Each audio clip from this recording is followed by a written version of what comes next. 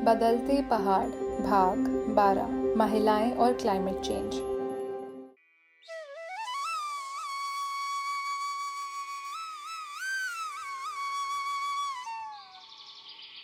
अरे कमला। हाँ चाची, पहला। जीरे बेटा जीरे। यहाँ क्या कर रही है तू खेत में? 8 बज गए हैं, स्कूल नहीं जाना आज? आज नहीं जाऊंगी चाची, आज घास लानी है, फिर उसके बाद नदी तक जाना है पानी लाने। अरे तो तू क्यों जा रही है बेटा? ईजा कहाँ है? अरे वो तो और काम में लगी हुई है, बाजार में है वो। अरे तो ईजा बाद में कर लेती है काम, तूने स्कूल जाना ठहरा, और इस बार तो 10वीं का बोर्ड भी है तेरा। अरे उनको आज बहुत ही काम है चाची, वो जो पुलम हुए ना हमारे इस बार। अरे हाँ, तो इस बार तो पुलम कम ही हुए हैं काफी। हाँ थोड़े हुए इस बार, वही पुलम बाजार की गाड़ी में डलवाने हैं मम्मी को, तो उन्होंने कहा घास और पानी तू ले आ। अरे तो ऐसे तो तेरी पढ़ाई रह जाएगी बेटा। कितनी बार गई तू स्कूल इस महीने? ज्यादा तो नहीं गई चाची, पर 3-4 दिन तो गई थी। पूजा 4 दिन से क्या होता है फिर? स्कूल में मैडम भी इतनी डांट लगाएंगी और डर लग रहा है मुझे तो, इसलिए भी नहीं जा रही हूँ स्कूल। अरे डांट तो पड़ेगी बेटा, फिर ऐसे थोड़ी ना रोज रोज छुट्टी करते हैं। क्या करूँ फिर चाची, भैया छोटा हुआ, मम्मी को भी अपना काम है। बाबू कहाँ है? अरे उनका तो आपको पता ही है, आए थे कल लड़खड़ाते हुए, हल्ला गुल्ला गाली गलौज शुरू कर दी रात को ही। मम्मी ने जैसे तैसे 100 रुपए देकर निकाल दिया, फिर पता नहीं कहाँ गए। तेरी ईजा को मैंने कितनी बार समझाया कि एक बार 100 नंबर पर फोन लगा, पुलिस के डंडे खाकर ठीक हो जाएंगे तेरे बाजू।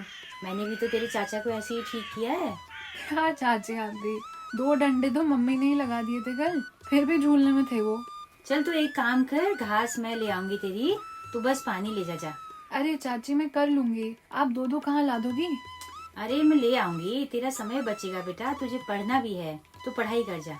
अरे आप देर मत कर, जा जा जा। अच्छा ठीक है। अरे अब यहाँ कहाँ चली? दराती घर में छोड़ के आऊंगी ना, फिर बाल्टी लेकर जाऊंगी नदी तक। जा फिर जा जा, जरा भाग वाग से बचकर जाना। हाँ हाँ चाची आप भी।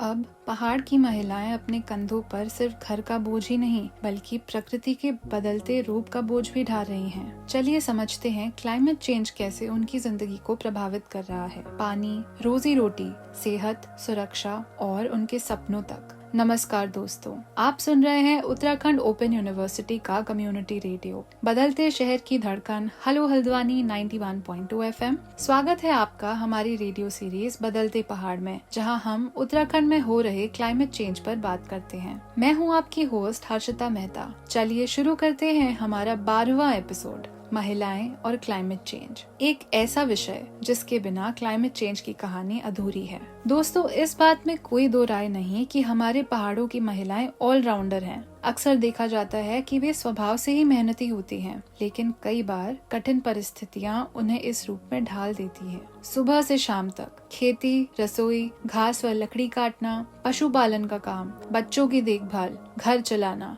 सब कुछ इनके जिम्मे आता है। एक ही महिला घर की गृहिणी भी है, पालनहार भी है और रोजी रोटी कमाने वाली भी है। लेकिन क्लाइमेट चेंज के बाद ये बोझ दुगना हो गया है। सोचिए, जलवायु परिवर्तन से होने वाले बदलावों की वजह से पानी सूख जाता है, खेती बर्बाद हो जाती है, आमदनी भी कम हो जाती है। अब उन्हें न सिर्फ घर चलाना है, बल्कि बदलते मौसम के हर झटके को भी सहना है। इस बात को एक छोटे से एग्जाम्पल से समझिए। औरतें सुबह उठती हैं, खाली मटका या बाल्टी लेकर दूर किसी नौले या स्रोत तक चलती हैं। अगर क्लाइमेट चेंज की वजह से वह नौला या स्रोत सूख गया, तो उनको और 2 या 5 किलोमीटर का सफर तय करके अगले नौले, स्रोत या नदी तक जाना होता है। उनकी मेहनत दुगनी हो जाती है। उन्हीं रास्तों में, एकांत जंगलों में बाघ या भालू के हमले का डर भी बढ़ जाता है। अक्सर छोटी बच्चियों को घर के कामों में हाथ बटाने के लिए स्कूल से निकालकर पानी भरने, घास काटने या लकड़ी लाने भेज दिया जाता है। उनकी पढ़ाई लिखाई रुक जाती है, जिसका असर सीधे उनके भविष्य पर पड़ता है। यही तो है क्लाइमेट चेंज का अनदेखा असर। स्वास्थ्य सुविधाओं की भी बात करते हैं। अक्सर गांव के अस्पतालों और मेडिकल सेंटर्स में स्टाफ और गायनोकोलॉजिस्ट उपलब्ध ही नहीं होते, और जब कभी वो उपलब्ध होते भी हैं तो उन अस्पतालों तक पहुंचने के लिए सड़कें ही उपलब्ध नहीं होती। सोचिए, जब सड़क हफ्तों तक लैंडस्लाइड के कारण बंद हो जाती है तो इमरजेंसी सिचुएशन में एक माँ को हॉस्पिटल तक कैसे पहुंचाया जाएगा। ऐसे कितने केसेस हमें आए दिन सुनने में आते हैं, कहीं प्रीमेच्योर बर्थ के केसेस या कहीं बीच रास्ते में ही जिंदगी खत्म हो जाती है। एक और सामाजिक सच्चाई है जो बहुत ही कड़वी है, क्लाइमेट चेंज और घरेलू हिंसा। जब संसाधन कम होते हैं, घर में पैसा नहीं होता है, तो गुस्सा और अत्याचार बढ़ने लगता है। अक्सर न्यूज में आता है, पति ने शराब के नशे में पत्नी को पैसे के लिए पीटा। और गरीबी के समय बाल विवाह, बच्चों की बिक्री जैसी दुखद कहानियां भी पहाड़ों के दूर दराज जिलों से सामने आती हैं। मजबूर लोग कुछ चंद रुपयों के लिए अपनी बेटियों को बेच देते हैं। ये भी क्लाइमेट चेंज का एक हिस्सा है जो सबसे पहले औरतों को चोट पहुंचाता है। चलिए अब बात करते हैं हमारी आज की एक्सपर्ट कुशा सिंह से, जो उत्तराखंड ओपन यूनिवर्सिटी में डिपार्टमेंट ऑफ सोशल वर्क में असिस्टेंट प्रोफेसर हैं। स्वागत है मैम आपका हमारी रेडियो सीरीज में। नमस्कार, thank you for having me. Ma'am, मेरा पहला प्रश्न आपसे ये होगा कि उत्तराखंड की महिलाएं रोजमर्रा की जिंदगी में कौन कौन सी मुश्किलों का सामना करती हैं और क्लाइमेट चेंज इन दिक्कतों को कैसे बढ़ा रहा है। जैसे हर्षिता जी, हमारे जेंडर रोल्स डिवाइडेड होते हैं समाज में जी। कुछ पुरुष के काम होते हैं, कुछ महिलाओं के काम होते हैं। तो समाज में जो जेंडर रोल्स डिफाइंड है ही ऐसे कि महिलाएं जैसे दूर दूर धारे नौले पानी लेने जा रही हैं, दूर दूर घास काटने जा रही हैं, और कई प्रकार की जो हमारी एक्टिविटीज होती हैं, डेली एक्टिविटीज पहाड़ों में, वहाँ पे डायरेक्ट इम्पैक्ट पड़ रहा है क्लाइमेट चेंज का। जैसे धारे नौले हमारे गांव के सूख रहे हैं, कई बार यूज करने लायक भी नहीं होता पानी, तो उन्हें दूर जाना पड़ता है। कई बार हम देखते हैं जमीन सूख रही है ग्लोबल वार्मिंग से, सॉइल इरोजन बहुत हो रहा है, तो उससे उनका डायरेक्ट उनके काम पे प्रभाव पड़ता है। उसके अलावा मैं ये भी बताना चाहूंगी कि क्लाइमेट चेंज इतना बड़ा टॉपिक है, इतनी बड़ी हमारे साथ ये घटना घट रही है कि महिलाओं के हर एस्पेक्ट में उसका हम प्रभाव देख सकते हैं। जी मैम, ये बदलाव महिलाओं के स्वास्थ्य, शिक्षा, आर्थिक स्थिति और स्वतंत्रता पर कैसे असर डाल रहा है? बहुत डाल रहा है। जैसे अभी आपने बात करी स्वास्थ्य के बारे में, क्लाइमेट चेंज से बहुत सारी समस्याओं का सामना करना पड़ता है। महिलाएं, जैसे अभी हम बात कर रहे हैं कि फिजिकल हेल्थ उनकी जो है परेशानी होती है, जनरल दूर दूर जाना पड़ रहा है, दे आर डबली बर्डन्ड। दूर जाना भी है, उनको काम भी करना है, उन्हें खाना भी बनाना है, उन्हें घर का भी देखना है और खेती भी करनी है, तो फिजिकली तौर पे तो वो बहुत परेशान रहती ही हैं। फिर हेल्थ पे क्या होता है, बहुत बड़ा असर पड़ता है मैटरनल हेल्थ पे। कई जगहों पे प्रेगनेंसी इतनी, क्योंकि ग्लोबल वार्मिंग इतनी हो रही है और गर्म इतना हो गया है कि बच्चे प्री मेच्योर डिलीवरीज में हम अब इंक्रीज देख रहे हैं, और महिलाओं का इसका सामना करना पड़ता है क्योंकि अचानक से जब प्री मेच्योर डिलीवरी हो रही होती है, अनप्रिपेयर्ड होते हैं लोग, हॉस्पिटल नहीं पहुंच पाते टाइम पे, और इसके साथ साथ और अन्य प्रकार की उनको समस्याओं का सामना करना पड़ता है। जैसे अभी हमने बात करी यंग गर्ल्स की, अगर हम बात करें तो लड़कियों को पीरियड्स रिलेटेड बहुत समस्याओं का सामना करना पड़ रहा है। पहले अगर मैं अपना एक्सपीरियंस शेयर करूं तो मेरी मदर के जमाने में पीरियड्स 15 साल में हो जा रहे थे, मगर क्योंकि ग्लोबल वार्मिंग इतना हो रहा है और हमारे खान पान में इतना डिफरेंस आ गया है कि अब 9 साल की लड़कियों को पीरियड्स हो रहे हैं। इससे सिर्फ बच्चा सफर नहीं कर रहा, इससे ये भी होता है कि समाज में कितना बड़ा एक चेंज आ रहा है ओवरऑल, है ना। हम एक की बात नहीं करें, ओवरऑल सोसाइटी में इसका बहुत बड़ा फर्क पड़ रहा है। फिर हम बात करें, आपने बताई शिक्षा की, तो जैसे क्योंकि लड़कियों को अपनी मम्मी की हेल्प, जेंडर रोल्स, जैसे हमने स्टार्टिंग में बात किया, जेंडर रोल्स निभाने पड़ते हैं कुछ, तो मम्मियों की हेल्प करने के लिए कभी कभार पानी लेने जाना पड़ता है दूर, कभी कभार घास काटने जाना पड़ता है दूर। उस वजह से वो अपने स्कूल की जो उनकी पढ़ाई है वो छूट जाती है। कई बार अपने छोटे भाई बहन का ध्यान रखना पड़ रहा है क्योंकि काम डबल हो गया है। इस वजह से स्कूल ड्रॉप आउट रेट्स हम बहुत देख रहे हैं। हम ये भी देख रहे हैं कि अब माताएं अपने बच्चों को लेकर माइग्रेट कर रही हैं, आउटवर्ड माइग्रेशन ज्यादा हो रहा है, और जब आउटवर्ड माइग्रेशन होता है ये सोच के हो रहा है कि हमारे बच्चे पढ़ाई अच्छी करेंगे, एक बेहतर भविष्य के लिए। हाँ, एक बेहतर भविष्य के लिए आउटवर्ड माइग्रेशन कर रहे हैं। फिर हम बात करते हैं, आपने बात करी आर्थिक स्थिति तो बहुत मतलब डायरेक्ट इम्पैक्ट है क्लाइमेट चेंज का। जैसे अभी हम पहाड़ों में, हमारे यहाँ पे सेब की बागवानी बहुत होती है, प्लम होता है, और हम जानते हैं कि अभी इतना क्लाइमेट चेंज की वजह से गेहूं जो जनवरी दिसंबर में जिसको बोया जाता था वो जल्दी पक जाता है, और जल्दी पकने के साथ ही उसमें कभी कभार वो सड़ भी जाता है, बिन मौसम बारिश होना और ज्यादा तेज गर्मी हो जाना। तो इससे बहुत फर्क पड़ रहा है उनकी फार्मिंग पे, उनकी आर्थिक स्थिति पे। कई लोग जो, जैसे अभी तो हमने खाली फार्मिंग की बात करी, उसके अलावा कई लोग जो मेहनत मजदूरी कर रहे हैं बाहर। कई हमारे उत्तराखंड में खड़िया की खदान जो है जिसको हम बोलते हैं, वहाँ पे भी बहुत महिलाएं काम करती हैं। उनको इतना गर्मी में इतना काम करना होता है और फिजिकल लेबर, जिससे वो बहुत डिहाइड्रेट हो जाते हैं, उनकी फिजिकली उनकी तबीयत बहुत खराब होती है and they are not able to function properly. जंगल की आग एक बहुत बड़ी प्रॉब्लम है।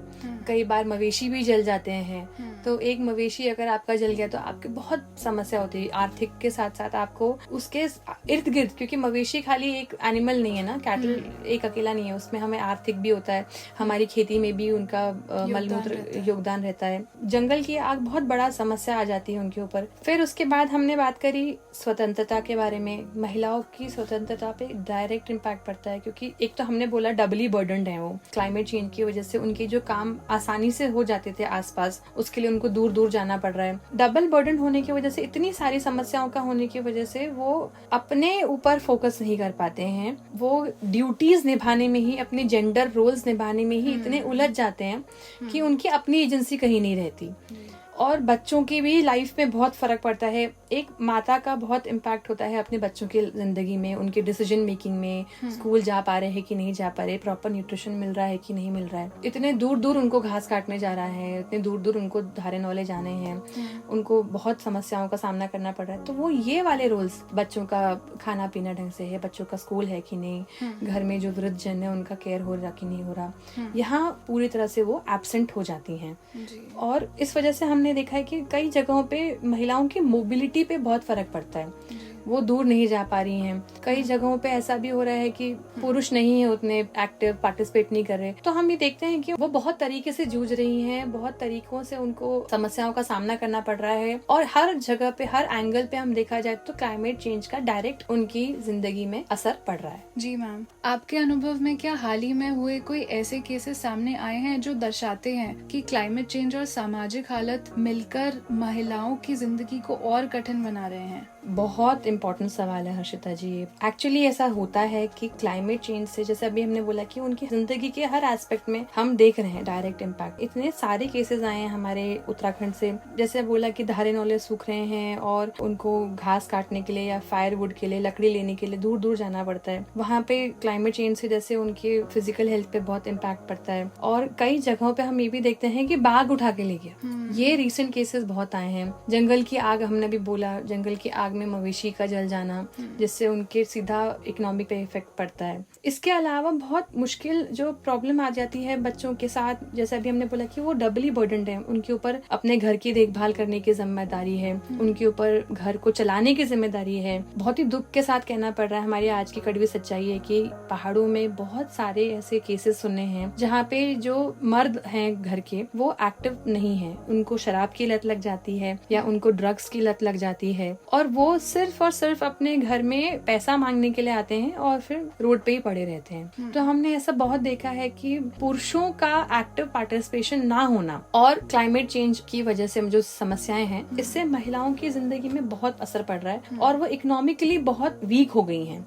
जैसे हम फेमिनाइजेशन ऑफ पॉवर्टी की बात करते हैं, एक तो वैसे ही गरीबी है, फिर ऊपर से हम बात कर रहे हैं क्लाइमेट चेंज की, फिर हम देख रहे हैं कि पुरुष भी उनके परिवार की नहीं सपोर्टिव नहीं है। तीन जो उनके ऊपर समस्याएं आ जाती हैं, तो वो बहुत जोर से उनको इकोनॉमिकली धक्का पड़ता है और उनकी आर्थिक स्थिति पे बहुत असर पड़ता है, जिसकी वजह से हमने ये केसेस देखे हैं कि आज बच्चों की, बहुत यंग लड़कियों की बहुत जल्दी शादी करा दी जाती है और छोटी छोटी लड़कियों को एक्सचेंज बेचा जाता है। पहले हम बोलते थे ब्राइड प्राइस, एक प्रथा थी ब्राइड प्राइस, हम सोशियोलॉजी में पढ़ते हैं। ब्राइड प्राइस होता था पहले कि अगर मैं अपनी बेटी आपको दे रही हूँ शादी में, आप मैं शादी करा रहे हैं, तो उसमें उसके बदले आप मुझे कुछ गिफ्ट्स देंगे। This is complete opposite of dowry. Bride price हुआ करता था पहले पिथौरागढ़ के इलाके में, मगर अब ये हो गया है ब्राइड सेलिंग, क्योंकि हम कहाँ भेज रहे हैं अपनी बेटी को ये नहीं पता। वो शादी में जा रही है, मतलब शादी करके जा रही है उस घर में, या प्रोस्टिट्यूशन के पर्पस से जा रही है, उनको नहीं पता। उन्हें बस ये पता है कि तुम्हारी बेटी हमने ले ली और हमने तुमको पैसा दे दिया।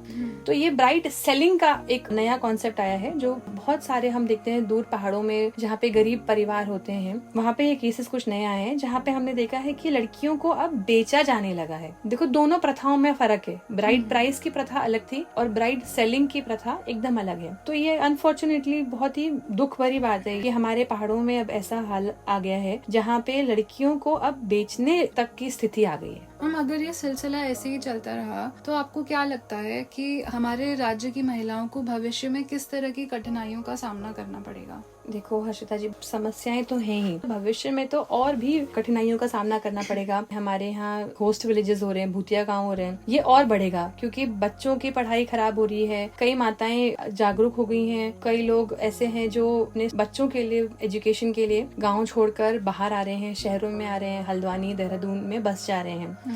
इसके अलावा और जैसे अभी हमने ब्राइट सेलिंग की बात करी, बहुत ही बुरा एक कल्चर बन रहा है, वो बढ़ेगा। उसकी वजह से एज अ सोसाइटी महिलाओं को लेकर जो हमारी नजर है वो भी डिग्रेड होगी जी। और इसके अलावा मैं एक और बात बोलना चाहूंगी, जब हमारी पहाड़ से महिलाएं गायब हो जाएंगी और उनकी आर्थिक स्थिति और कमजोर हो जाएगी, इससे हम ये भी देख रहे हैं कि हमारे कल्चर में कितना बड़ा इम्पैक्ट पड़ेगा। आज भी हम बोलते हैं कि जो महिलाएं होती हैं, माताएं होती हैं घर की, वो संस्कृति की धारक होती हैं। जी। इन सब कारणों की वजह से संस्कृति जो गिर रही है हमारी, वो खाली पिछौड़ा और नथ पहनने से नहीं बचेगी जी। है ना। और हमारे जो और कल्चरल एक्टिविटीज हैं उन सब पे इसका डायरेक्ट इम्पैक्ट पड़ रहा है। जी मैम, हम अपनी महिलाओं को आत्मनिर्भर और क्लाइमेट चेंज के बढ़ते प्रभावों के प्रति कैसे तैयार कर सकते हैं? महिलाओं को सशक्त करने के लिए आपके हिसाब से पहला कदम क्या होना चाहिए? महिलाओं को आत्मनिर्भर बनाने के लिए सबसे बड़ी चीज है, as a layman, as one person, आप सबसे पहले ये कर सकते हो कि आपकी जो मेड है, आपके साथ जो महिलाएं हैं, उनको आप जागरूक करो। सबसे हम बात करते हैं ना, हम सोशल वर्क में बात ये नहीं करते कि आप चैरिटी की बात नहीं करते, हम बोलते social work is a profession. और हम ये बात करते हैं कि हमें सामने वाले के साथ हाथ बराबर मिलाना है। हमें चैरिटी नहीं करनी। चैरिटी करके आप एक दिन उनको रोटी दे सकते हो, मगर आपको उन्हें सपोर्ट करना है हर तरीके से कि वो आत्मनिर्भर बन पाए और वो खुद सशक्त हो पाए। सोशल वर्क का यही मोटिव होता है। तो जैसे हमने अभी बात करी कि सबसे पहले तो है अपने आस पड़ोस की महिलाओं को, आपको लगता है कि कोई फाइनेंशियली वीक है तो उनको नौकरी प्रदान करना, उनको रोजगार देना, उनको ट्रेनिंग देना कि वो कुछ रोजगार कमा सकें। तो as one person we can do this. हम अपनी कामवाली को सेवा कर सकते हैं, अपनी कामवाली के बच्चों को पढ़ा सकते हैं, है ना। और कई बार ऐसा भी होता है कि हमारे कोई दूर के रिलेटिव हैं जो पहाड़ में हमारे कजन रह गए हैं, उनकी हम हेल्थ पे फोकस कर सकें। हम अपने लेवल पे एक ये कदम कर सकते हैं। दूसरी चीज जो होती है, एक सोसाइटल हमें जो चेंज लाना है वो ये है कि जैसे SHGs को सपोर्ट करना, सेल्फ हेल्प ग्रुप्स को सपोर्ट करना, उनकी आजीविका को बढ़ाना। हमें सेल्फ हेल्प ग्रुप से जितना हो सके उतना हम सामान ले सकें। सरस बाजार है हमारा अपना उत्तराखंड में, तो हम सरस बाजार से शॉपिंग कर सकते हैं, जिससे हम उनको इनडायरेक्टली उनकी इनकम हम रेज कर रहे हैं, है ना। फिर इसके अलावा एक और चीज है, हमारे आंखों के सामने कभी कोई ऐसी घटना घटे जहाँ पे हमारी बहनों को, माताओं को कोई दिक्कत आ रही है, हम उसमें आगे बढ़ के और उनको सपोर्ट करें और उनकी समस्याओं का निवारण करें जी। और मैं एक बात और बोलना चाहूंगी कि बहुत जरूरी है अपने सरकार के साथ काम करना। सरकार की योजनाओं का फायदा उठाओ। इतनी सारी योजनाएं हैं, मगर प्रॉब्लम क्या होती है, वो धरती तक आ नहीं पाती, है ना। ग्रास रूट नहीं पहुंच पाती, लोगों तक पहुंच नहीं पाती। तो बहुत जरूरी है कि हम लोगों तक वो पहुंचाएं और हमें कुछ नहीं करना, हमें सिर्फ उन्हें जागरूक करना है। हमें सिर्फ उनको एक पीस ऑफ इन्फॉर्मेशन देनी है which will not cost us anything. ये बहुत ही बेसिक चीज है जो हम कर सकते हैं। मैं यहाँ पे एक चीज और बोलना चाहूंगी कि करप्शन को हमें कट करना है। मेरा जो अपना एक्सपीरियंस था, कई प्रधानों के अपने घर में हर घर जल योजना जो चल रही है, तो अपने घर में तो 3 कनेक्शन थे, मगर अगर कोई गरीब घर है वहाँ पे एक भी नहीं है।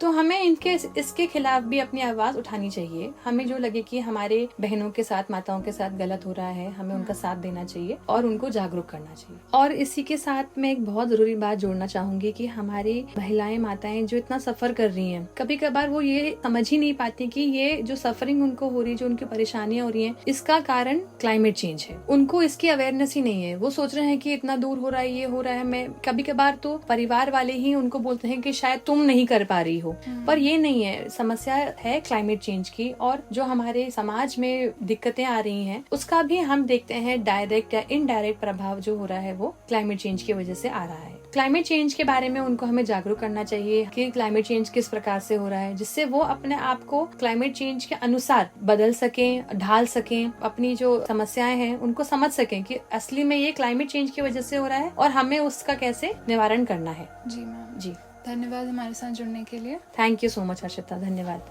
जब हम क्लाइमेट चेंज की बात करते हैं तो अक्सर हम सिर्फ प्रकृति के बारे में ही सोचते हैं, बर्फ का पिघलना, नदियों का बहना या जमीन का खिसकना। लेकिन एक और सच है, अब तो आप समझ गए होंगे कैसे क्लाइमेट चेंज न सिर्फ हमारी धरती को बल्कि हमारे समाज को भी तोड़ रहा है और सबसे ज्यादा बोझ डाल रहा है हमारी महिलाओं पर। ये एक ऐसी मार है जो लैंगिक असमानता यानी जेंडर इनइक्वालिटी को गहरा कर रही है। जब महिलाएं ज्यादा बोझ उठाती हैं, जब उनके हेल्थ, एजुकेशन और अस्तित्व तक को खतरा होता है, तो समाज अंदर ही अंदर कमजोर हो जाता है। जब एक औरत दब जाती है तो सिर्फ एक घर नहीं, पूरा समाज दब जाता है। इस असमानता को पहचानना और इसे तोड़ना हम सबकी जिम्मेदारी है। अगर हम सच में अपने पहाड़ों, अपने गांव, अपने शहरों को बचाना चाहते हैं तो हमें अपनी महिलाओं को सशक्त बनाना होगा। और ये बदलाव बड़े बड़े नारों से नहीं बल्कि छोटी छोटी शुरुआतों से आएगा। जब हम जेंडर रोल्स को तोड़ेंगे, जैसे खाना पकाना और घर के काम करना सिर्फ महिलाओं की जिम्मेदारी नहीं है,